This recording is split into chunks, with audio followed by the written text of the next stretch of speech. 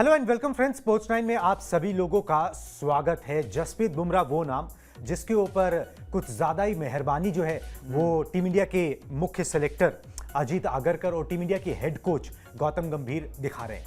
पहले कोई खबर आपको बता देते हैं क्योंकि उनको वैसे ही लंबा ब्रेक दिया हुआ था। अब एक और एक्सटेंडेड ब्रेक की बात जो है वो सामने आ रही है और क्या वो जरूरी है और किस डर से जो है ये इतना लंबा ब्रेक जसप्रीत बुमराह को दिया जा रहा है और क्या वो फिट हैं, ये सारे सवाल जो है ना इस खबर के बाद जो है वो उठेंगी। पहले खबर आपको बताते हैं, उसके बाद जो है इस पर चर्चा करेंगे। जसप्रीत बुमराह को दिया जा सकता है लंबा ब्रेक। पहले ही ब्रेक पर वो चल रहे हैं T20 वर्ल्ड कप के बाद से, और बांग्लादेश के खिलाफ जो 19 सितंबर से लगभग जो है टेस्ट सीरीज शुरू होनी है, 2 टेस्ट मैच की सीरीज है, उसमें जो है वो नहीं होंगे, ऐसी खबरें आ रही हैं, उनको ब्रेक दिया जाएगा। दिलीप ट्रॉफी जो घरेलू टूर्नामेंट जिसके अंदर टीम इंडिया के 10 लगभग खिलाड़ी जो है जो टीम इंडिया में रेगुलरली खेलते रहते हैं, उनको जगह दी गई है, उनको बोला गया है कि आप खेलें, उसके अंदर भी जसप्रीत बुमराह नहीं है। सिलेक्टर्स बुमराह को लेकर कोई भी जोखिम जो है वो नहीं लेना चाहते। ठीक है, बॉर्डर गावस्कर सीरीज और चैंपियंस ट्रॉफी, ये 2 अहम चीजें हैं। बॉर्डर गावस्कर सीरीज जो शुरू होगी नवंबर-दिसंबर में, चैंपियंस ट्रॉफी जो अगले साल है। इसको ध्यान में रखकर जसप्रीत बुमराह को एक एक्सटेंडेड ब्रेक दिया जा रहा है ताकि वो चोटिल ना हो जाए। डर तो यही होगा ताकि उनको कोई इंजरी ना हो जाए। पिछले दिनों स्ट्रेस फ्रैक्चर हो गया तो महीनों लग गए थे वापस आने के लिए। ये सारा डर जो है ना वो मेरे ख्याल से सेलेक्टर और कोच को जो है सता रहा है, जिसके बाद एक एक्सटेंडेड ब्रेक दिया जा रहा है। मगर सवाल यही है दीपेश के भाई, चोट तो कहीं भी लग सकती है। चोट तो अगर आप एनसीए में जैसे आप बोल रहे थे, हम पहले बात कर रहे थे, प्रैक्टिस करते हुए भी लग सकती है। चोट तो आपको घर पे भी लग सकती है। चोट तो किसी भी मैच में लग सकती है। चोट तो अगर आप बॉर्डर गावस्कर ट्रॉफी खेलने गए पहले टेस्ट मैच में भी लग सकती है। तो इसका क्या मतलब है कि आपको कितना ब्रेक दिया जाए, कितना संभाल के रखा जाए, कितना हैंडल विद केयर किया जाए। आखिरकार एक तेज गेंदबाज है।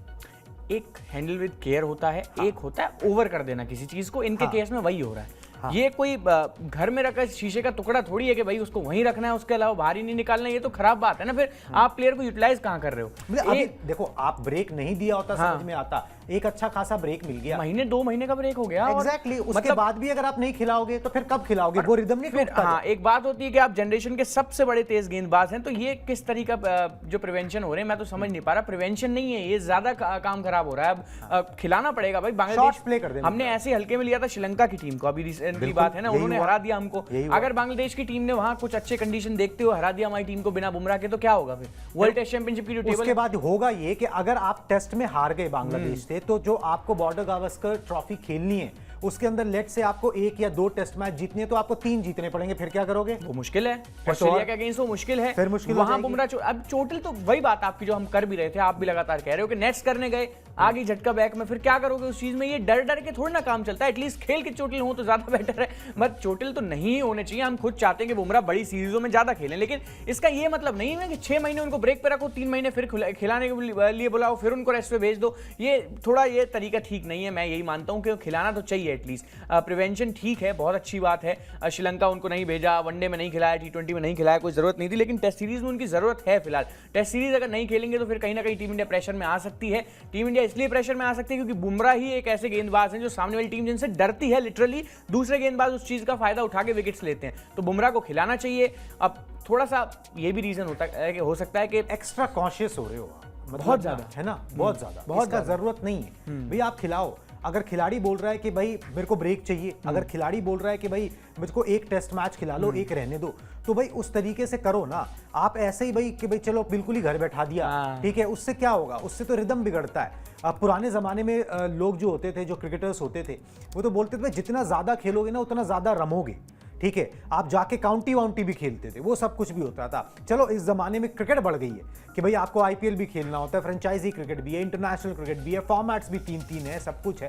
मगर उसके बावजूद भी ये घर बैठा के जो सीन हो रहा है उससे कुछ ज्यादा फायदा होता मुझे तो नजर नहीं आता। आपको पैचेस में ही सही इस्तेमाल करते रहना चाहिए ताकि जो है इंजन गर्म रहे। 2 टेस्ट मैचों की सीरीज है, 1 खिला लो। एग्जैक्टली। एक पहला खिला लो, जीत जाओ, फिर बाहर बिठा दो। yes. तो ये चीजें ऐसे नहीं, मतलब गेम से दूर मत रखिए, मैच प्रैक्टिस से दूर मत रखिए। बुमराह भी इंसान ही है, ऐसा नहीं है कि अचानक ऑस्ट्रेलिया में जाके हर मैच में स्विच ऑन स्विच ऑफ थोड़ी हो जाता है। नहीं, ये गलत है। ये भाई बॉलर है, इंसान है, कोई इंजन थोड़ी है कि भाई उसमें भरे पंप आपने और वो चालू हो गया। ये थोड़ा काम खराब है। इस तरीके से आप थोड़ा मैच प्रैक्टिस लैक करेंगे, जितना मेरा मानना है। बहुत बड़ा गेंदबाज गेंदबाज है, 2 बार जो हम सीरीज वहां जीत के आए उसमें सबसे अहम रोल इस खिलाड़ी का रहा है, इसमें कोई दो राय नहीं है। बहुत जनरेशनल फास्ट बॉलर हैं, अपनी जनरेशन को लीड कर रहे हैं, सबसे बेस्ट फास्ट बॉलर हैं। इंजरी प्रोन थोड़ा ठीक है, वो चीजें हैं क्योंकि इंजरी हो जाती है कई बार, एक जब इतना दम लगा के एक अनयूजुअल एक्शन से जब आप बॉलिंग करोगे तो थोड़ा बहुत इंजरी के चांसेस रहते हैं, लेकिन फिर उसमें कोई बदलाव भी नहीं है ना। पूरा वर्ल्ड कप उसी एक्शन के साथ खेला, 2023 वर्ल्ड कप उस एक्शन के साथ खेला साउथ अफ्रीका का, वही एक्शन, कोई बदलाव तो नहीं है ना एक्शन में। अच्छी पेस है, 2-4 स्किल्स और ऐड हो चुकी हैं क्योंकि डरे नहीं ना। अब ये तो ऐसे है कि बैक की इंजरी हो गई, किसी ने उस टाइम पे बात की थी कि जसप्रीत बुमराह इसी एक्शन से अगर गेंदबाजी करते रहेंगे तो फिर उनका करियर ज्यादा लंबा नहीं टिकेगा, फिर भी कर रहे हैं ना। अब फिर तो ये तो वही बात हो गई कि आप उनको एनसीए में बिठाए रखो या घर पे बिठाए रखो, एकदम से कोई सीरीज आएगी, come on Bumrah take some wickets, ये थोड़ा काम खराब है। मैं ये चीज ये फिर ना उस खिलाड़ी के साथ भी ज्यादती हो जाती है क्योंकि मैच प्रैक्टिस होती है, आप कितना भी एनसीए में पसीना बहा लो या पाक में पसीना बहा लो, उससे बात जो है बनती नहीं है। एक माहौल नाम की भी चीज होती है, एक रिदम नाम की भी चीज होती है। चलिए, वैसे बुमराह का जो इंजरी का जो पूरा लेखा जोखा है वो भी आपको बता देते हैं। बना लिया वो भी आपने? वो भी बना लिया जी, ठीक है, दिखाएं जी, पॉइंटर ग्राफिक्स दिखाएं बुमराह के इंजरी वाले। कब से जो है उनको ये कहानी जो है शुरू हुई इंजरी की। 2019 में पहली बार जो है पीठ में तकलीफ हुई। बेसिकली इनके ना पीठ में तकलीफ ज़्यादा है, बाकी कहीं और चीज़ों को छोड़ के। जब 2019 में तकलीफ हुई थी पहली बार तो 4 महीने का रिहैब हुआ था, उसके बाद पूरी तरह फिट हो गए। फिर 2022 में इनको स्ट्रेस फ्रैक्चर होता है जिससे ये ऑपरेशन से बचते हैं और बीसीसीआई भी बचती है कि भाई वैसे ही काम चल जाए। बहुत रिहैब करने की कोशिश करी, एक आधी बार वापसी हुई, फिर पहुंच गए रिहैब में, तो नई बात बनी। फिर मार्च 2023 में जसप्रीत बुमराह का ऑपरेशन करवाया गया। ऑपरेशन के बाद टाइम लगा, जो लगना चाहिए था और जो पहले हो जाना चाहिए था, उसका नतीजा ये हुआ कि 2022 टी20 वर्ल्ड कप और आईपीएल 2023 में ये नहीं खेल पाए। ठीक है, अब इन्हीं चीजों को देखते हुए ना थोड़ा सा जो है बीसीसीआई या फिर आप टीम मैनेजमेंट कह लें, वो थोड़ा सा डरा हुआ है। और या फिर उनको ये लग रहा है कि भाई जैसे हमने बुमराह को उस समय छोड़ दिया था कि भाई आप पूरी तरह ठीक करके हमको टी20 वर्ल्ड कप से पहले दे दो, आयरलैंड की सीरीज थी उसमें एक बार खिलाया, उसके बाद सीधा टी20 वर्ल्ड कप के लिए दे दो, हमको वहां पर उनकी जरूरत है, और वो चीज काम कर गई। तो यहां पर भी वही स्ट्रैटेजी अपनाने की कोशिश की जा रही है कि बुमराह को यूज मत करो, जब जरूरत आएगी तब उनको जो है यूटिलाइज किया जाएगा। पर हर बार वो स्ट्रैटेजी काम नहीं करती है। फिर तो वो आप ऐसा करो, आईसीसी इवेंट्स में खिलाते रहो उनको, बाकी टाइम ब्रेक देते रहो, ठीक है। अगर उस तरीके से वो परफॉर्म करते चले जाएं तो फिर बात ही अलग है, मगर हर बार वो स्ट्रैटेजी काम नहीं करती। खैर, यहां पर कुछ सोच समझ के ही टीम मैनेजमेंट ने, कोच ने, कैप्टन ने, सेलेक्टर ने एक पेज पर पहुंच के इस तरीके का फैसला जो है वो यहां पर लिया होगा। चलिए, अब बुमराह नहीं, चलिए मान लीजिए बुमराह नहीं तो कौन? भाई बात हो रही है कि मोहम्मद शमी की वापसी होगी। तो भाई आपका एक प्रीमियर फास्ट बॉलर जो है वो आप नहीं खिला रहे, दूसरा प्रीमियर फास्ट बॉलर जो है वो इंजरी से आ रहा है, तो आप वो रिस्क लोगे? वो रिस्क कितना मतलब वो भी वर्ल्ड कप के बाद से बैठे हैं बाहर। बिल्कुल। चलिए जी, शमी की आपको अपडेट दिखाते हैं कि लेटेस्ट अपडेट शमी का क्या है। वनडे वर्ल्ड कप फाइनल के बाद से वो मैदान से दूर हैं, नहीं खेला उन्होंने कोई मैच। दाहिने एडी में समस्या थी, उसके चलते फरवरी 2023 में उनकी सर्जरी हुई जी। इंजेक्शंस लेके वर्ल्ड कप उन्होंने खेला था, इस तरीके की खबरें सामने आई थी। एनसीए में अब पूरे रनअप के साथ गेंदबाजी का अभ्यास जो इन्होंने शुरू कर दिया, which is a positive sign. और बांग्लादेश के खिलाफ रेड बॉल क्रिकेट में वो वापसी कर सकते हैं। शमी के नाम 64 टेस्ट मैचेस में 229 विकेट हैं। तो एक गेंदबाज जो पहले 1-1.5 महीने से ब्रेक पर है, दूसरा जो मतलब 2-3 महीने से खेला ही नहीं है, ठीक है, अब आप उसको कार्यभार सौंप दोगे कि भाई तुम लीड करोगे अटैक को, ठीक है। तो ये भी एक चीज जो है ना बड़ी अटपटी सी नजर आती है। या तो आप बांग्लादेश को बहुत हल्के में ले रहे हो, या फिर आप अपने गेंदबाजों को बहुत ज्यादा प्रिजर्व कर रहे हो। बांग्लादेश को ज्यादा हल्के में ले रहे हैं, गेंदबाजों को भी ज्यादा प्रिजर्व कर रहे हैं, दोनों ही बात हैं यार। दोनों फिर भी मतलब एक चांस ना ये भी हो सकता है सर कि वहाँ ना स्पिनर्स के ज्यादा अच्छे ट्रैक होंगे। मतलब मैं मानता हूँ स्पिन फ्रेंडली इंडिया में ही है। हाँ, ओ सॉरी, हाँ, मैं कंफ्यूज हो गया था कि बांग्लादेश, हाँ इंडिया में स्पिन फ्रेंडली ट्रैक ज्यादा होते हैं, तो शायद इस वजह से प्रिजर्व किया जा रहा हो, मतलब बहुत ज्यादा कि जब जरूरत है स्पिनर्स की पड़ी। ट्राई और टेस्ट कहाँ करोगे? ये भी बात है, मैच प्रैक्टिस कब होगी? हाँ ये बात है, रिदम कब आएगी? हाँ, ठीक है। मोहम्मद शमी अगर यहाँ पर खेलेंगे, अब भाई वो भी इंजरी से वापस आ रहे हैं, आप उन पर भी एक्स्ट्रा लोड नहीं डाल सकते हो ना कि भाई ठीक है, अगर साथ में बुमराह होते तो उन पर थोड़ा बहुत लोड एक ही मैच खिलाया जाएगा, मेरे को भी लगता है अगर खिलाया मतलब तो उनको बस ये देखा जाएगा कि भाई वो फिट एंड फाइन है कि नहीं। क्योंकि अभी तो पैर चल भी नहीं रहा था, नेट्स में जरूर कर रहे थे, लेकिन दिक्कत थी थोड़ी बहुत दिक्कत जरूर थी। मगर चलो अब देखते हैं कि भाई मोहम्मद शमी को लेकर प्लान्स कैसे हैं। थोड़ी सी इसको आप मिस फॉर्च्यून कह लो, जैसा कह लो, 2 प्रीमियर आपके फास्ट बॉलर्स हैं, दोनों अच्छा करते हैं और दोनों एक साथ जो है ना वो एक तरीके से नहीं आ पा रहे, और जब भी एक साथ आएंगे तो वंडर्स करने चाहिए। मगर उसके क्या होता है ना भाई, कहा जाता है, पुरानी बात है कि फास्ट बॉलर्स जो है दे हंट इन पेयर्स, ठीक है। तो जो पेयर मैदान पे उतरेगा ही नहीं, जब उसकी कोई होगी नहीं केमिस्ट्री तो फिर हंट कहाँ हंट से कब होगा? करेंगे, सही हाँ, बात है। तो ये भी एक चीज है जिसको ध्यान में रखने की जरूरत है। सब चीजें जो है ना वो प्रैक्टिस में, नेट्स में नहीं की जा सकती। चलिए जी, जैसे अभी दीपेश बोल रहे थे कि भाई हो सकता है कि भाई आप स्पिनर्स पर ज्यादा ध्यान दो, हाँ। मगर इससे होगा क्या कि भाई आपके जो दूसरे पेसर्स हैं ना उनके लिए मौका खुलता है, विंडो खुलता है। क्योंकि जब आप ऑस्ट्रेलिया जाओगे तो आपके 3 प्रीमियर पेसर्स तो हो गए कि भाई आप Jasprit Bumrah, Shami and Siraj, if they all 3 are fit they are playing. मगर उसके अलावा बैकअप्स भी तो चाहिए। वो बैकअप्स आप कहाँ आजमाओगे? बांग्लादेश के खिलाफ आजमाओगे। तो if Jasprit Bumrah is not playing तो भाई एक थर्ड पेसर जो है वो कौन होगा? 2 नाम है जी, दोनों नाम आपको दिखाते हैं और इन दोनों नामों ने अभी तक टेस्ट डेब्यू नहीं किया है। ठीक है, चलिए जी, थर्ड पेसर वाला पॉइंटर दिखा दिए। अर्शदीप सिंह या खलील अहमद, इन दोनों में से किसी एक की लॉटरी लग सकती है। शमी और सिराज का साथ ही जो है इनमें से कोई एक देगा अगर 3 पेसर्स को खिलाया जाता है तो इंडिया के अंदर बांग्लादेश के खिलाफ। अर्शदीप सिंह ने 16 फर्स्ट क्लास मैचेस में 49 विकेट झटके हैं। खलील अहमद के नाम 12 फर्स्ट क्लास मैचेस में 25 विकेट है। और दिलीप ट्रॉफी में ये दोनों युवा खिलाड़ी जो हैं वो हिस्सा ले रहे हैं। मतलब ये स्कीम ऑफ थिंग्स में इनको रडार में ले लिया गया है कि भाई अब इनका डेब्यू कराना है और देखना है इनमें कितना दमखम है। दिलीप ट्रॉफी में भी जो है इसीलिए आजमाया भी जा रहा है। बिल्कुल बिल्कुल सही बात है जी, इसीलिए शायद आजमाया जा रहा है। और दिलीप ट्रॉफी में तो बहुत से ऐसे खिलाड़ी हैं जिनको देखना चाहते थे हम, बहुत सीनियर खिलाड़ियों को इसमें रखा गया है। अर्शदीप और Khaleel mainly 2 left arm pacers. Left arm pacer की कमी है ना अपने देश के पास, ये मैं मानता हूँ। और अब इसके चक्कर में ना आपको एक अपना T20 का प्रीमियम बॉलर उतारना पड़ रहा है टेस्ट में और वनडे क्रिकेट में। तो मे बी जैसा वनडे में प्रदर्शन किया अर्शदीप ऐसा टेस्ट में ना करें, दिलीप ट्रॉफी में कुछ अच्छा करके दिखाएं, गेंद को लहराएं, क्योंकि काउंटी में अच्छी बॉलिंग की थी। काउंटी में अच्छी। और जो आपने एक बात अच्छा ये पॉइंट रखा ना कि जसप्रीत बुमराह नहीं है तो दूसरों के लिए दरवाजे खुलेंगे। मोहम्मद सिराज एक पॉइंट पे हैं, अभी आप श्योर है नहीं कि मोहम्मद शमी खेलेंगे या नहीं खेलेंगे। मुझे अभी भी ऐसा लगता है कि नहीं खेलेंगे, रेस्ट दिया जाएगा, एकदम से नहीं उतारा जाएगा, क्योंकि अभी तो एनसीए से क्लियरेंस ही नहीं मिला है। और फिर आप देखते हैं मतलब चोट के बाद सीधा अगर T20 होता, वनडे होता तो समझ में आता है। टेस्ट मैच में आपको तो लंबे स्पेल्स फेंकने पड़ते हैं सकता ना, 2-2 ओवर करवा के आप नहीं बिठा सकते ना। फिर अर्शदीप सिंह एक बेहतरीन ऑप्शन है। मेरा ये मानना है कि आने वाले समय में एक खिलाड़ी मतलब टेस्ट क्रिकेट में भी कुछ कर सकता है। पुराने जो कोच थे पारस महामरे वो कह के भी गए थे कि एक राहुल द्रविड़ भी चाहते थे। हाँ, एक गेंदबाज ऐसा है लेफ्ट आर्म पेसर जो कुछ कर सकता है, वो है अर्शदीप सिंह। तो मे भी शायद वो सिनारियो बन जाए। भाई जरूर बाहर है, लेकिन दूसरे के लिए भी अगर मौका बन जाए, एक अच्छा बॉलर मिल जाए, मौके ऐसे ही बनते हैं। अर्शदीप सिंह T20 के भी कब सबसे अच्छे बॉलर बने थे? जब बुमराह 2022 वर्ल्ड कप में नहीं खेल रहे थे, लीड किया था अटैक को।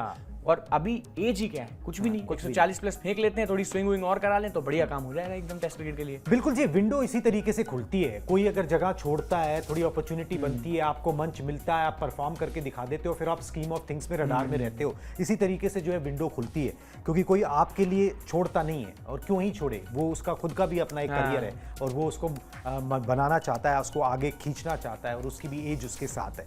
चलिए जी, अब जसप्रीत बुमराह को जो है एक तरीके से स्पेशल छूट दी जा रही है, मगर अब ये छूट का जो कोटा है ना, इसकी लिस्ट लंबी होती बढ़ता जा रहा है। ठीक है, मैं आपको 4 खिलाड़ी दिखाता हूं जो जिनका कोटा जो है, जिनको कोटा मिल चुका है। ठीक है, विराट कोहली, रोहित शर्मा को पहले ही मिला हुआ था कि भाई आप चाहें तो खेलें, चाहें तो ना खेलें। बात हो रही थी कि बड़े लंबे वक्त के बाद जो है ये घरेलू मैचेस खेलेंगे। मैं दिलीप ट्रॉफी के अंदर इनका नाम नहीं आया।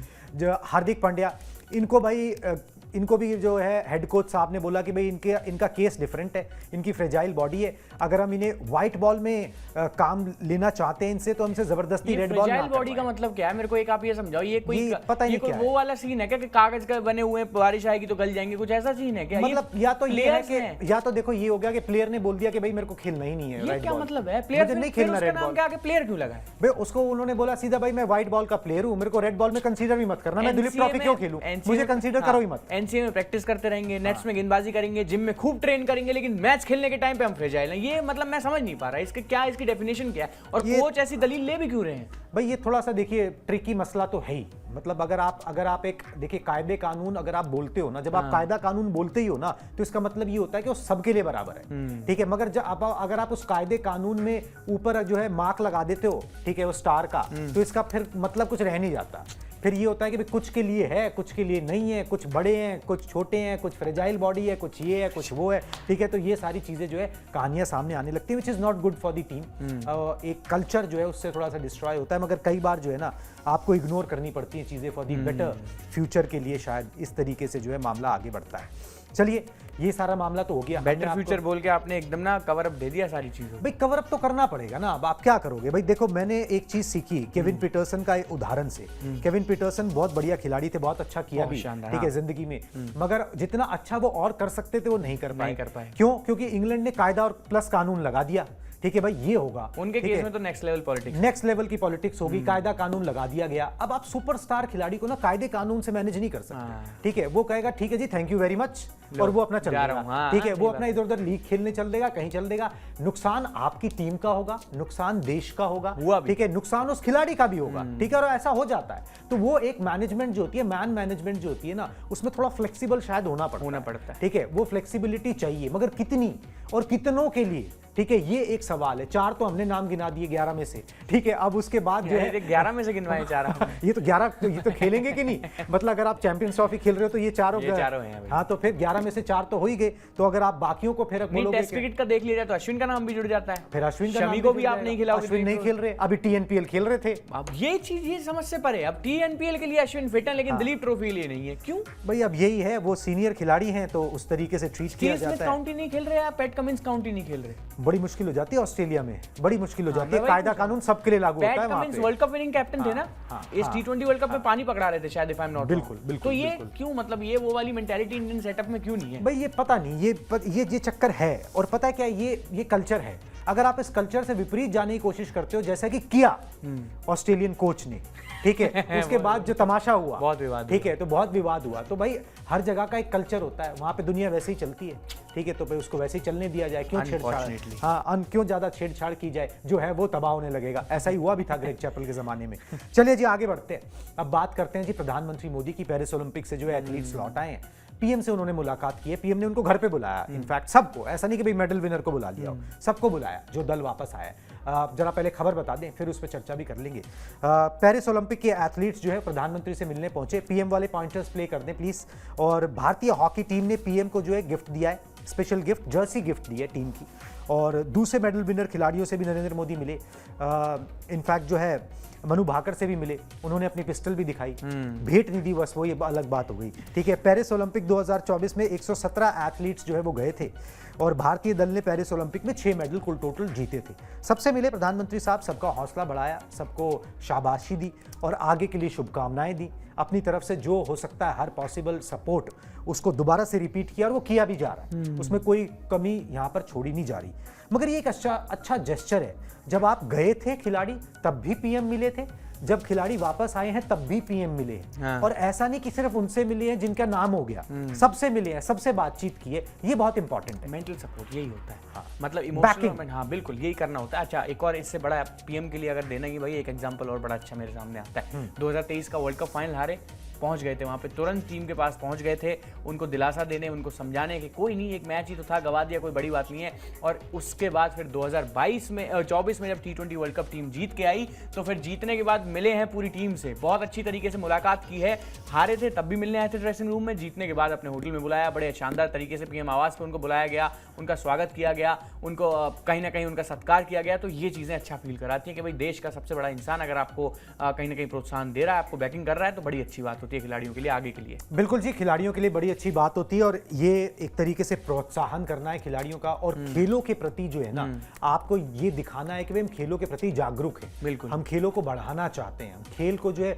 आगे ले जाना चाहते हैं, हम अपने ओलंपियंस का, अपने एथलीट्स का सपोर्ट करना चाहते हैं। ये एक बहुत बड़ी बात होती है।